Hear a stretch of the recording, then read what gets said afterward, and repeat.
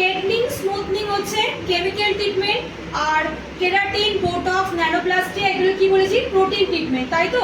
তা যদি কারোর হেয়ারে ধরো স্ট্রেটনিং স্মুথনিং করা আছে, সে কিন্তু প্রোটিন ট্রিটমেন্টটা করতে পারবে। আর যাদের হেয়ারে প্রোটিন ট্রিটমেন্ট করা, সে কিন্তু আর কেমিক্যাল ট্রিটমেন্ট করতে পারবে না। ক্লিয়ার? এইটুখানি সবার মানে বুঝতে পারছো তুমি?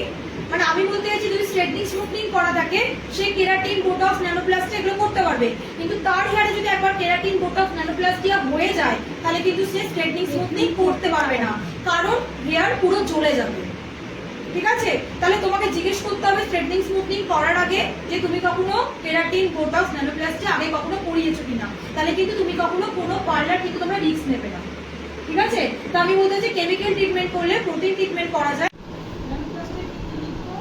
স্টেট অ্যান্ড শাইন লুক দেয়, স্টেট আর শাইন লুক দেয়।